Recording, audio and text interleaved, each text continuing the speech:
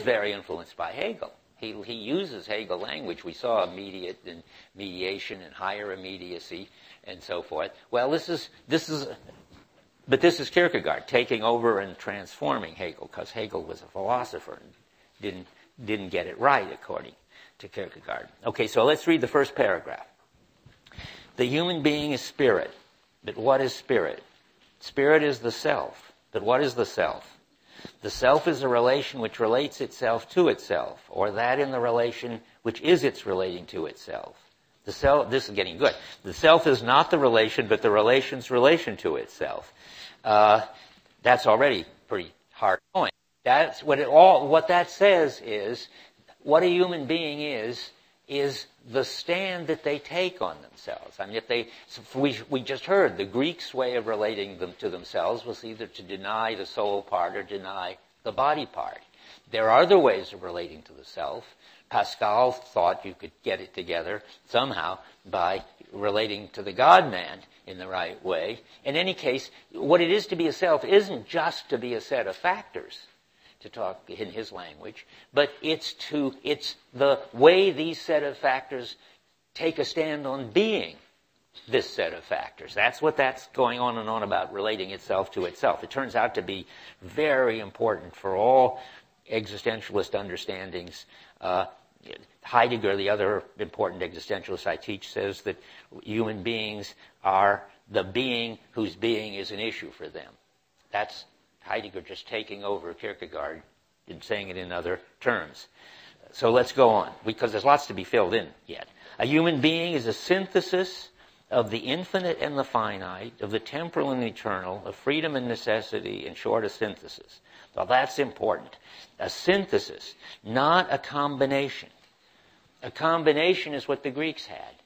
The body there, sort of stuck with, well, the soul is, to put it this way, stuck with a body, or the body having all these crazy superstitions and kind of stuck with a soul, but you can take them apart.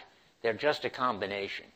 But a synthesis, the way Kierkegaard's using it is the two parts that require each other. You can't have one without the other. That's what it is to be a human being. It's to be this combination. Well, a combination is just the wrong word. It's to be this synthesis, this totally integrated somehow, but contradictory to something or other that has to take a stand on itself, being that way.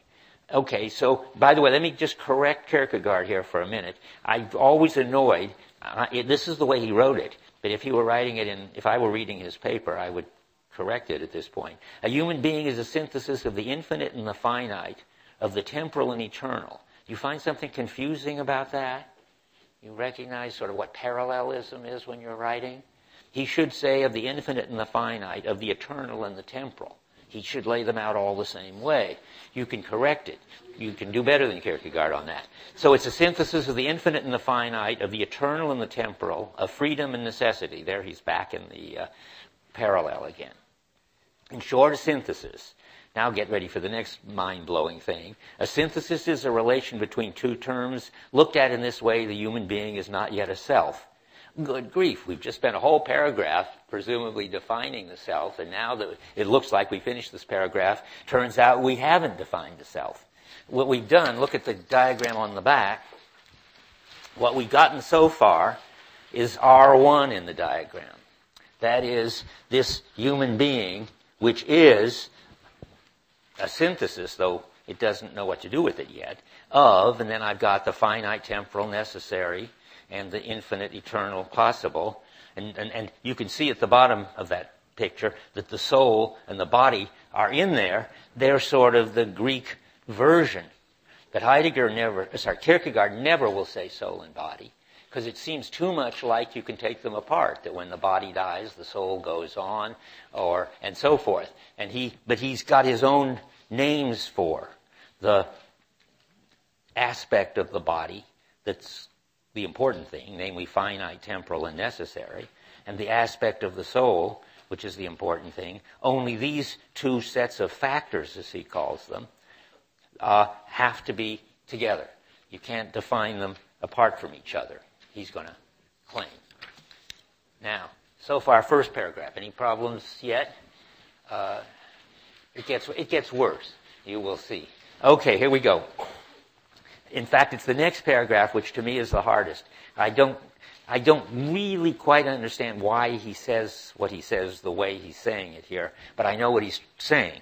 So I'll read it. In a relation between two things, the relation is the third term in the form of a negative unity, and the two relate to the relation and in the relation to that relation. This is what it is from the point of view of soul, for soul and body to be in relation. If, on the other hand, the relation relates itself to itself, then this relation is the positive third term, and this is the self. That really is everything. That's the whole story. But what in the world is going on there? Well, I've told you that story. I think maybe some of you, having heard what I just said earlier, could figure this out. What is the negative relation of the self relating to itself? I bet somebody understands this. Have we talked about a negative relation of the self relating to itself when we talked about the Greeks?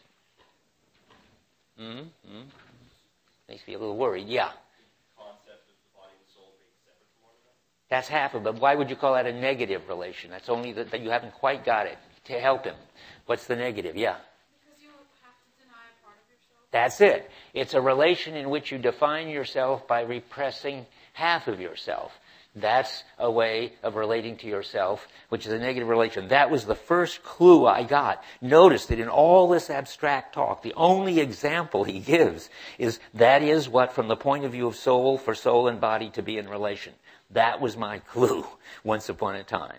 And that relation could be any of these things, but he gives you one of the ways it could be, this relation could work, is that you deny half of the combination, and that's what he's talking about. Then, if on the other hand, the relation relates to itself, then the whole self, you could write in there. That would help. If on the other hand, the relation relates to its whole self, instead of just repressing, then this relation is the positive term, and this is the self. Okay, what's that look like? Go back over here, and you see that's R2. R2 is supposed to be the relation relating itself to itself. That's what I try to put this circle around.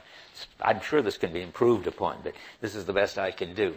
So now we've got R1 is just there is this set of factors which is a synthesis. R2 is the set of factors takes a stand on itself and tries to deal with itself being a synthesis. And now it can do it, it turns out, in a negative form or a positive form. Now we have to talk about that.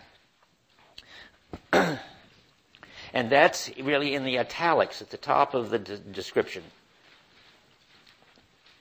Because there you're going to hear about the forms. Despair is a sickness of the spirit, of the self, and can have three forms. Being unconscious in the despair of having a self. That's R1. That means that the person in R1 doesn't even know they've got a problem. Doesn't know they have to take a stand on themselves, and doesn't know that this is very hard to do because it's hard the two sides don't seem to fit together. You will find somebody, as you begin to read the Brothers Karamazov, ask yourself, who is in this despair, unconscious of the despair of having a self. And you can make yourself unconscious of it by drinking or running around with lots of women or watching TV all the time or being absorbed in computer games. The ones that my son is of that last sort. I know it well. Anyway, so what was I going to say about it? Oh yeah, for Pascal, remember the two examples I mentioned were distracting yourself by playing tennis. Little does he know how much nicer that is than sitting alone at home and playing computer games. But anyway, and the other one was sitting at home alone doing geometry. That's his little jibe at Descartes, as I said. I mean, that's another way to try to forget the problem that you're supposed to take an active stand on yourself and go out and do something, is sit alone in a warm room with no passions, Descartes says, and do philosophy or do mathematics. And those are always of not facing up to, those are always to make yourself unconscious of the problem. You try to forget what a difficult thing it is to be a human being and what you're called to do and how hard it is to do it. Okay, so now, but let's go on with the top italics. There's being unconscious in the despair of having a self. This is all put in the weirdest, awkward form. That really means, I would say, being unconscious of having a self and being sort of in despair. Because you're not really in despair because you don't even know you've got a problem. Then comes one that's clearer. Not wanting, even this one isn't too clear, not wanting in despair to be oneself. That is, if you rewrite it, something like being in despair by not wanting to be oneself. Or being in despair at not wanting. I can see that it's hard to do, and it's a challenge, given 5 words to put them in the right order to describe this. But what's going on there is, well, let me ask you, do you recognize it in this cryptic form, not wanting in despair to be oneself? Try now. Does it sound familiar? It's really in code, yeah.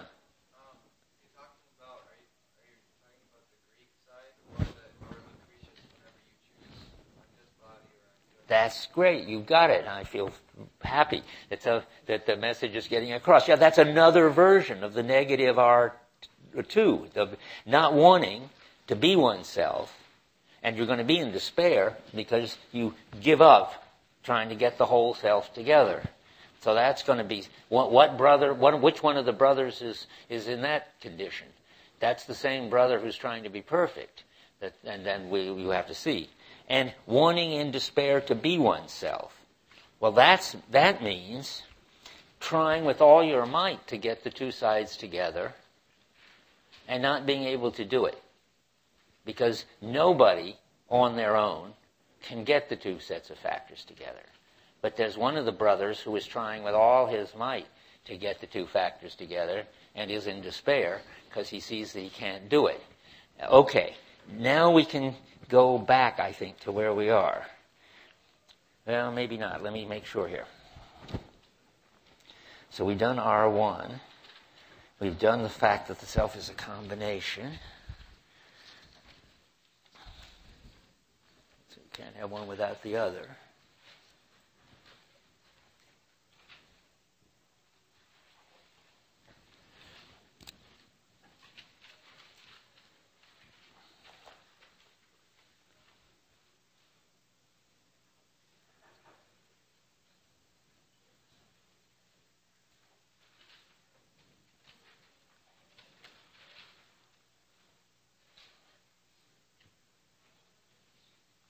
Okay, I'm just reading what I said to make sure because it's so dense I don't want to leave anything out. So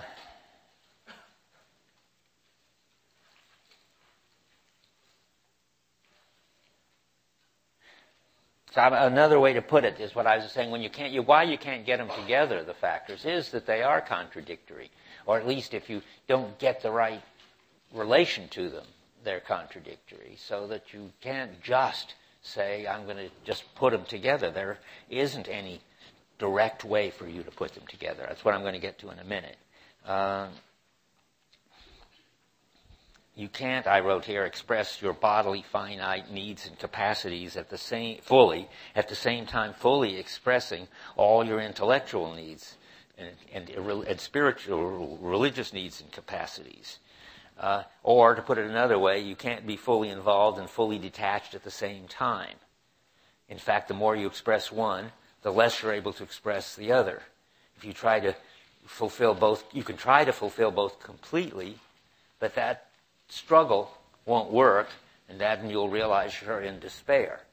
So all of the cases we discussed so far are just in despair.